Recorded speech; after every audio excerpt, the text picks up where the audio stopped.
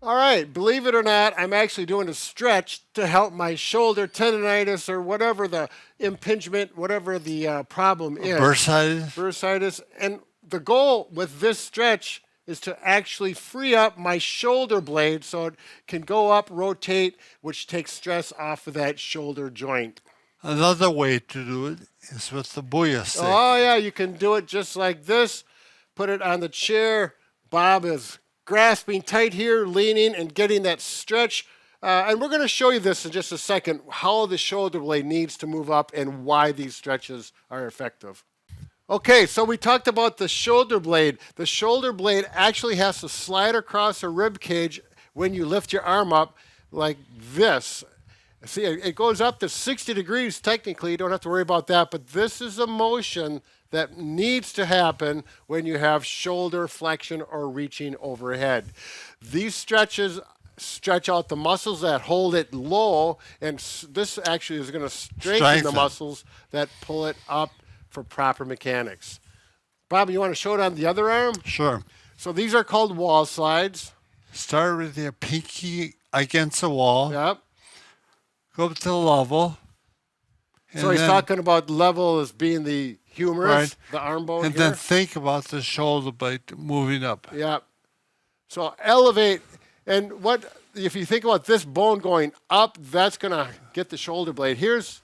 I've got my fingers on a shoulder blade. You can see it rotate up. And if you think about it, you can actually feel that. You really need to take your time and be aware of your body and shoulder blade. I do a lot of these, Ben. Are you wearing the paint off the wall at home? I sure am. Yep. He'll have his wife paint it later. Yeah.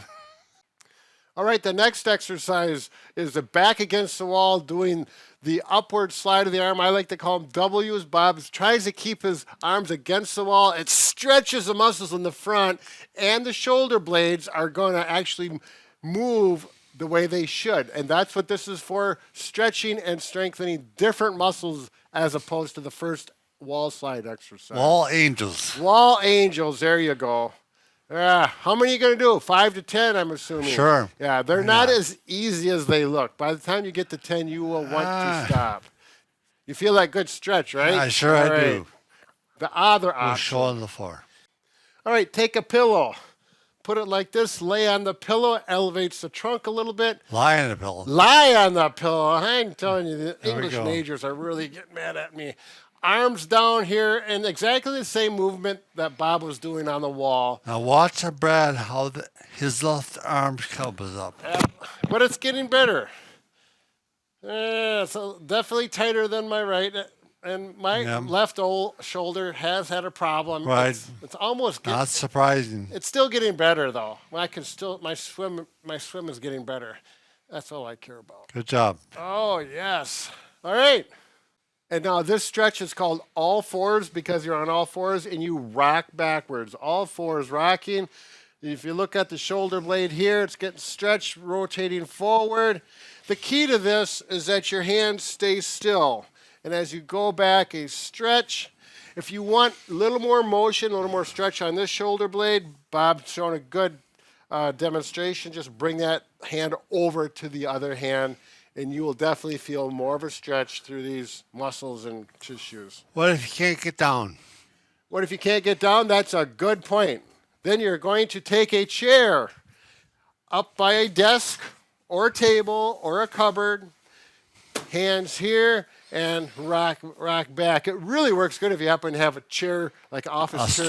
A stool that has wheels on it. But you can still do it. Bring your hands up here and rock back, and you feel that stretch. I could go hand on hand, get my right scapula, left arm over to get my left scapula. So it's nice. You could do this throughout the day if you're working at a desk. So it all boils down to the scapula, Bob. Shoulder blade. The shoulder blade, getting it in place and moving freely as it was meant to. Right. And your shoulder will feel better. Feel better. And this has nothing to do with a broken heart, so we're not even going to touch that little outro.